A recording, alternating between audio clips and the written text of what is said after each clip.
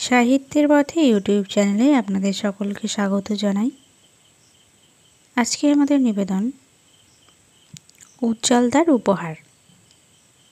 ঝুলঝাড়ু, ফুলঝাড়ু, হাওয়াই চটি, প্লাস্টিকের ডাস্টবিন, জিভ ছোলা, কী দেয়নি উজ্জ্বলদা।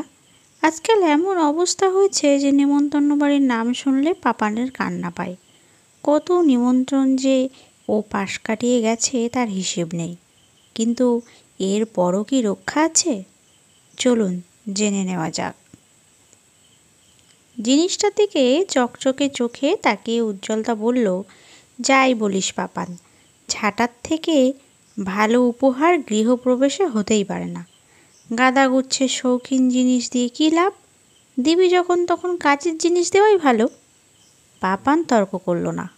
বিরক্ত চোখে ঝাঁটাটা দেখতে দেখতে ভাবল, এইরকম একটা কেলেঙ্কারি যে হবে সেটা তো আগেই বোঝা উচিত ছিল। গায়ে পড়ে নেমন্তন্ন আদায় করা উজ্জ্বলদার অন্যতম শখ। অন্যের বাড়িতে আসন পেতে চেয়ার টেবিলে সাজিয়ে গুছিয়ে খেতে দিলে উজ্জ্বলদা আর কিছু চায় না। সমস্যা সেটা নয়, কিন্তু সেই সব নেমন্তন্ন বাড়িতে উজ্জ্বলদা যেসব উদ্ভট উপহার নিয়ে হাজির হয় তা পাপানের কাছে রীতিমতো বিভীষিকা। বাপিদার বিয়েতে বাজারের থলে আর বালতি দিয়েছিল, বলেছিল নতুন সংসারে সবচেয়ে কাজের জিনিস থলে আর বালতি।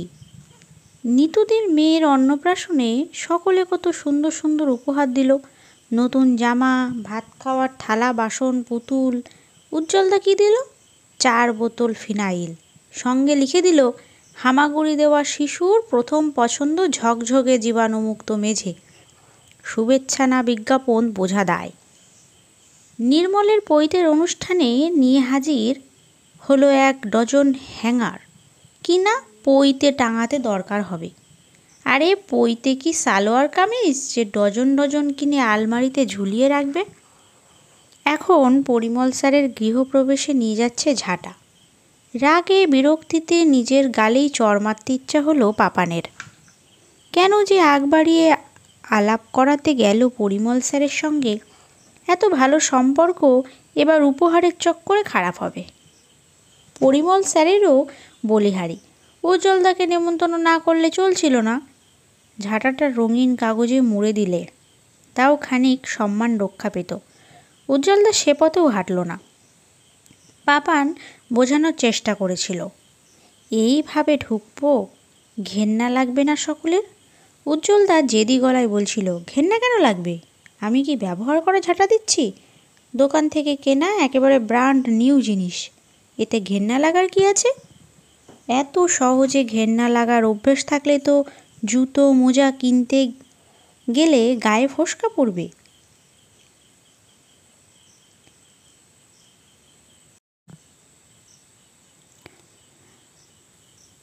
পাপান হাল ছাড়েনি, বলছে ঠিক আছে, সে না হয় হলো, একটা বাহারি কাগজ মুড়ে দিলে আবার নান্দনিক বোধেরও প্রচার হবে। উজ্জ্বলদা একথা দ্বিগুণ উত্তেজিত হয়ে বলেছে, নান্দনিক বোধ আবার কি? ও জিনিস ধুয়ে কি জল খাবি? কাজের জিনিস কাজে দিলেই হলো, তাকে এমন সাজানোর কি দরকার? অযথা সময় নষ্ট করে কাগজ চাপা দিয়ে নিয়ে যাবি, ওরা দেখবি ফরাত ফরাত করে সেই কাগজ ছিঁড়ে ডাস্টবিনে ফেলছে। সেই সময়টা খাওয়ার পিছনে খরচ কর, কাজে দেবে। আহা, থালায় সাজানো পোলাও, পনির, আলুর দম, বাটিতে বাটিতে দই, মিষ্টি, চাটনি, ভাবলেই মন ভরে যাচ্ছে। সম্পর্কে উজ্জ্বলদা পাপানের জেঠতুতো দাদা, তবে বয়সে 10 বছরের বড়। বাড়ি ছেড়ে শহরের কলেজে পাপান ভর্তি হওয়ার পর উজ্জ্বলদাই তার অভিভাবক। দায়িত্বটা পেয়ে যেন সাপের 5 পা দেখেছে মানুষটা। যেখানে যেখানে পাপান যাবে উজ্জ্বলদাও অবধারিতভাবে সঙ্গে নেবে। বগল দাবা করে কিম্বুৎসব উপহার নিতেও ভুলবে না। উজ্জ্বলদার উপহার দেওয়ার এই হুজুগের কারণ ঝামেলাও কম হয়নি। হাসাহাসি, ব্যঙ্গ বিদ্রুপ তো ছিলই, জায়গা বিশেষ ব্যাপার তারও বেশি গড়িয়েছে। বড় মামা মামির 50তম বিবাহবার্ষিকীতে হাজির হয়েছিল কয়েক প্যাকেট কল্প নিয়ে। বলেছিল, চুলগুলো ইচ্ছে মতো রং করে নিও মামা। বড় মামা রাশভারী মানুষ, গম্ভীর মুখে বলেছিলেন, আমার চুল তোমার ড্রয়িং খাতা নয় উজ্জ্বল, যে বাচ্চাদের মতো রং করে ভরাতে হবে। ও জিনিস তুমি ফেরত নিয়ে যাও। ফেরত তো আনেইনি, পরের মঙ্গলবার ওদের নাতনির অন্নপ্রাশনেও উদ্ভট কিছু নিয়ে যাওয়ার তোড়জোড় শুরু করে দিয়েছে। উজ্জ্বলদার ব্যাংকের ম্যানেজার যেদিন অবসর নিলেন, সকলে ভালোবেসে নানা রকম উপহার দিয়েছিল, বই, জামাকাপড়, ফুল। ভদ্রলোক ভালো মাউথ অর্গান বাজাতেন বলে সেটাও দিল একজন। উজ্জ্বলদা হাজির হলো প্লাস্টিকে মোড়া পাশবালিশ আর এক বোতল সর্ষের তেল নিয়ে। বলল, কাল থেকে তো কাজকর্ম নেই, নাকে তেল দিয়ে পাশবালিশ জড়িয়ে যত খুশি ঘুমাবেন। অপমানে রাগে হতবাক হয়ে গিয়েছিলেন ভদ্রলোক। সহকর্মীরা উজ্জ্বলদাকে রীতিমতো তিরস্কার করেছিলেন। ন্যূনতম সৌজন্যবোধ নেই নাকি মশাই? স্পষ্ট কথার নামে এমন কষ্ট দেওয়ার কথা বলবেন একটা মানুষকে? যান, বাড়ি যান, পারলে দিন কয়েক ছুটি নিয়ে একটু ভদ্রতা শিখে আসুন। পাপান ভেবেছিল এমন কাণ্ডের পর উজ্জ্বলদা হয়তো বদলাবে। কোথায় কি, গত মাসে পাপানের কলেজের এক বন্ধুর জন্মদিন ছিল। এলাকার এক নামী রেস্তোরাঁয় ছেলের ঘনিষ্ঠ কয়েকজন সহপাঠীকে রাতের খাবার খেতে ডেকেছিলেন বন্ধুর বাবা। ব্যাস, পাপানের সঙ্গে উজ্জ্বলদা উপস্থিত হলো সেখানে। পাপান কত বোঝালো, কিছুতেই কিছু হলো না। বলল, শোনো পাপান, যাদের রেস্তোরাঁয় এত খাওয়ার অভ্যেস তাদের পেটের অসুখ হতে বাধ্য। আমি ওকে কয়েকটা হজমের ঔষধ দিয়েছি, তবে সঙ্গে একটা শৌখিন জিনিসও আছে। কি? মুমূর্ষের মতো জানতে চেয়েছিল পাপান। এক সেট টয়লেট পেপার। পেটের অসুখ মানে পেট খারাপ হবেই, তখন থাক। হাত তুলে বাকিটুকু থামিয়ে দিলেন পাপান। এই ঘটনার পর থেকে কলেজের পাপানের একটা নাম প্রচলিত হয়েছিল, টয়লেট পেপারের ভাই। 15 দিন বাজারে ছিল নামটা। উচ্চারণের অসুবিধার জন্য এখন উবে গেছে। আজকাল পাপানকে সকলে শুধু টয়লেট বলে ডাকে। বন্ধুদের সঙ্গে অনেক মান অভিমান হয়েছে, লাভ হয়নি।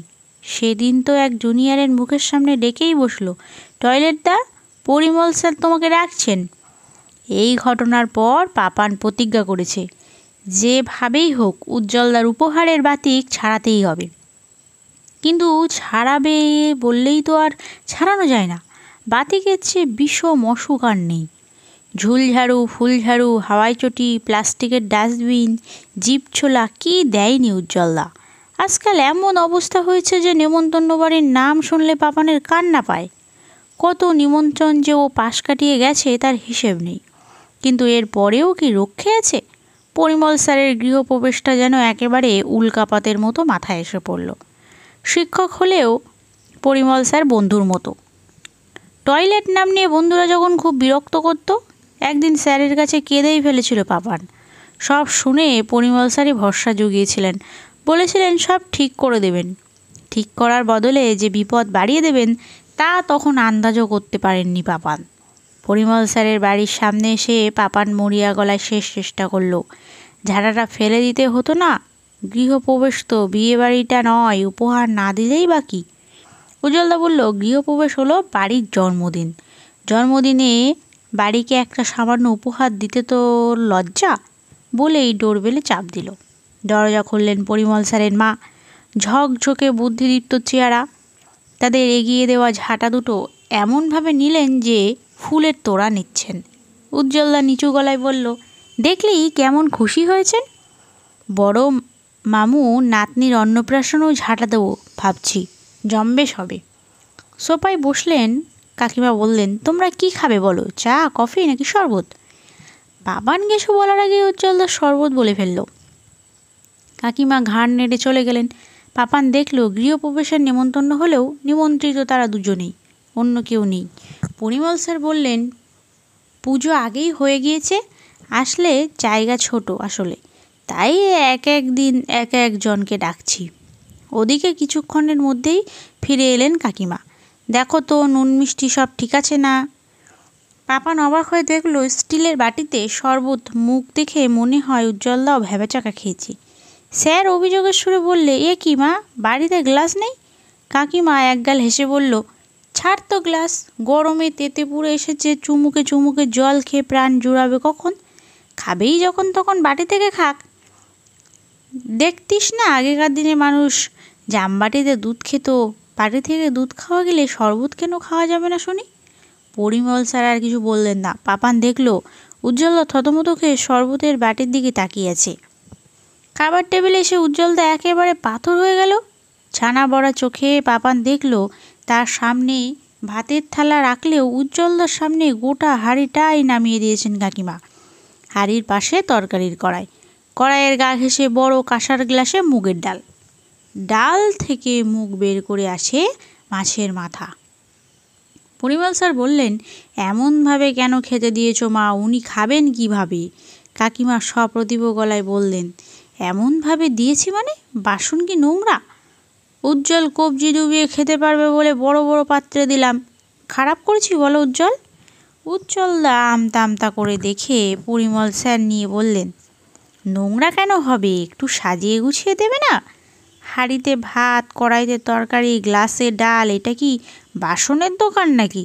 আরে বাবা, নান্দনিক বোধ বলেও তো একটা ব্যাপার আছে। কাকিমা হেরে যাওয়ার পাত্রী নন, জেদি গলায় বললেন, ছাড় তো নান্দনিক বোধ, ধুয়ে গিয়ে জল খাবি, যত বাজে কথা। উজ্জ্বলের যে ওসব বাতিক নেই তা আমি ওর উপহার দেখে বুঝেছি, ভারী বুদ্ধিমান ছেলে। পরিমল স্যার থামলেন না, গলা নামিয়ে বললেন, এ কি অভদ্রের মতন কাণ্ড মা, মুখে বলছো খেতে ভালোবাসে, কিন্তু হাব ভাব দেখে মনে হচ্ছে যেন হ্যাংলা বলছো। হাঁড়িতে করে ভাত কে দেয় অতিথিকে? বাড়াবাড়ি হয়ে যাচ্ছে না? কাকিমা কথাটা কানেই তুললেন না। ভাজা মাছ সমেত একটা তাওয়া টেবিলে নামিয়ে রেখে বললেন, ঝাঁপিয়ে পড়ো উজ্জ্বল, সবই তোমার কথা ভেবে করা। পরিমল স্যারের বাড়ি থেকে দুপুরে বেরিয়ে পড়ল পাপান্ডা। উজ্জ্বলদার মুখ চোখ অসুস্থ মানুষের মতো শুকনো হয়ে গেছে। বেচারা হাঁড়ি থেকে ভাত আর গ্লাস থেকে ডাল খেয়ে নিয়েছিল, কিন্তু কাকিমা যখন কেটলিতে মাংস দিলেন তখন আর সহ্য করতে পারেনি। ঘ্যান ঘ্যানে বাচ্চার মতো কাঁদো কাঁদো গলায় বলছে, পাপান বাড়ি যাব। কাকিমা কথাটা শুনতেই পায়নি। বলছেন, লোকে যে কেন বাটিতে মাংস দেয় বুঝি না, ঝোল নিতে গেলে মাংস পড়ে আর মাংস নিতে গেলে ঝোল, কেটলিতে সে ঝামেলা নেই, মাংস খাবে তো হাত ঢুকিয়ে তুলে নাও, আর ঝোল লাগলে চায়ের মতো ঢেলে নাও। বলতে বলতে চা ঢালার মতো ঝোল ঢেলে দিয়েছেন ভাতের হাঁড়িতে। বাড়ি ফেরার সময় গোটা পথ চুপ রইল উজ্জ্বলদা। যে লোক পরিমল স্যারের বাড়ি ঢুকলো আর যে বেরোলো, দুজন যেন আলাদা মানুষ। উজ্জ্বলদার মন ভালো করতে পাপান একবার আসন্ন অন্নপ্রাশনের কথা তুলল, কি উপহার দেওয়া যায় তাও জিজ্ঞেস করলো। উজ্জ্বলদা উত্তর দিল না, মৌন সন্ন্যাসীর মতো বাড়ির গলি ছাড়িয়ে এগিয়ে গেল অনেক দূর। পাপানের ভয় হলো, হাঁড়ি কেটলিতে মাংস ভাত খেয়ে গিয়ে মাথা খারাপ হয়ে গেল লোকটার। হতেও পারে, কবজি ডুবিয়ে খেতে যে এত ভালোবাসতো, তাকে আজ কোনোই ডুবিয়ে ভাত তুলতে হয়েছে। হাঁটতে হাঁটতে উজ্জ্বলদা থামলো বড় রাস্তার ধারে থালা বাসনের বিরাট দোকানটার সামনে। বলল, একটা স্টিলের থালা দেবেন। উজ্জ্বলদার কথা শুনে মায়া হলো পাপানের। আহারে, বড় কষ্ট পেয়েছে। এবার বোধ হয় সব নেমন্তন্ন বাড়িতে পকেটে করে থালা নিয়ে যাবে। দোকানি 5টি বিভিন্ন আকারের থালা এনে দিতেই চটপট একটা তুলে নিয়ে উজ্জ্বল বলল, দেখ তো পাপান, ঠিক আছে না? ঘাড় হেলাতেই পাপান শুনল উজ্জ্বলদা বলছে, অন্নপ্রাশন এটাই দেব, কাজেও দেবে, দেখতেও ভালো লাগবে। দাদা, এটা রঙিন কাগজে মুড়ে দিন তো, নান্দনিক বোধ বলে তো একটা ব্যাপার আছে। আপনারা এতক্ষণ শুনছিলেন উজ্জ্বলদার গল্প। আশা করি আপনাদের অনেক ভালো লেগেছে। যদি ভালো লেগে থাকে আমাদের চ্যানেলটি অবশ্যই সাবস্ক্রাইব করে দেবেন আর ভিডিওটি লাইক করে দেবেন। ধন্যবাদ।